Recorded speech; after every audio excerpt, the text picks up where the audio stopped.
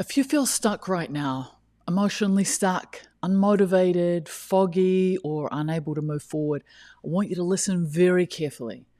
Feeling stuck is not a personal failure. It's not a sign that there's anything wrong with you. It's not a sign that you're broken. In many cases, it's actually a sign that something intelligent and also maybe protective is happening inside of you. And if you've been judging yourself for not being further along by now, I hope this conversation might completely change how you understand what you're going through. You know, we live in a culture that treats feeling stuck like an emergency. Fix it, push through it, get motivated, do something. But what if the real problem isn't actually that you're stuck?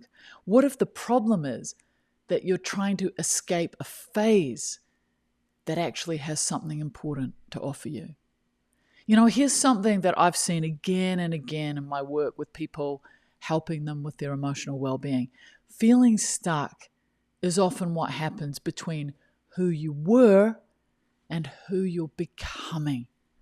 And the old strategies don't work anymore.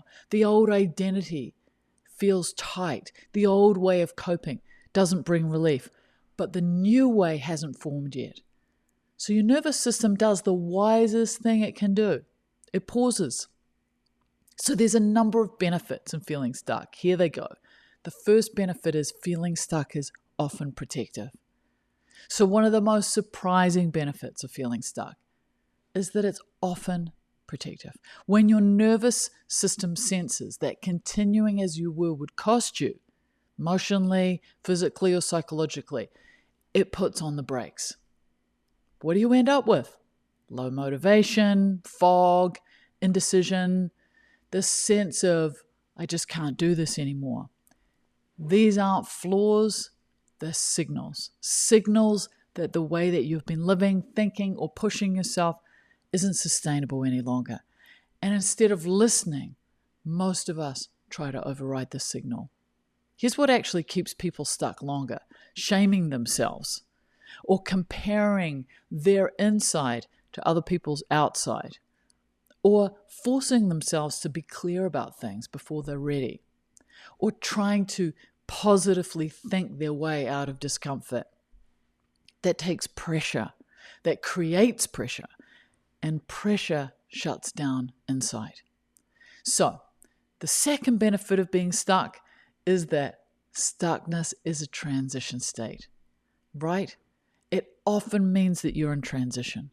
And transitions by nature are uncomfortable. Think about adolescence, or think about grief or becoming a parent, or think about recovering from burnout or depression.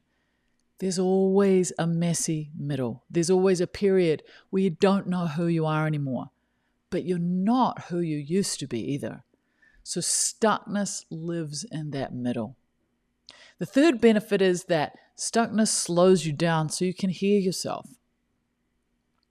When life's moving really fast, we don't hear ourselves. We perform, we cope, we manage.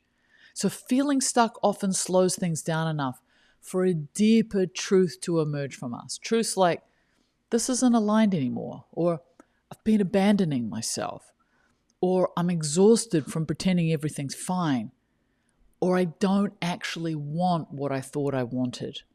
These truths just are not loud, they're quiet. And stuckness creates the space where you can finally hear them. So stuckness doesn't mean you lack discipline, you're lazy, you're failing at life, you'll feel this way forever. It actually means your system is asking for something different, and it doesn't know what that is yet. So what do you do when you feel stuck? The first thing is you need to stop asking yourself, what's wrong with me? Instead, try asking, what might this feeling be protecting me from? The second thing is to shift from action to attention. So this isn't a big time for decisions. It's a time for gentle attention. Not what should I do with my life, but what do I need more of right now? Another important thing is to create safety before clarity. So clarity doesn't come from pressure. Clarity comes from safety, from rest, from regulation, from being kind to yourself. So when your nervous system feels safer, then that movement in your life can happen kind of naturally. I want you to hear this. You're not behind, you're not failing, you're not broken. You're listening, even if it doesn't feel like it yet. So feeling stuck isn't the end of your story. Often it's the moment before something really honest begins. So be gentle with yourself here.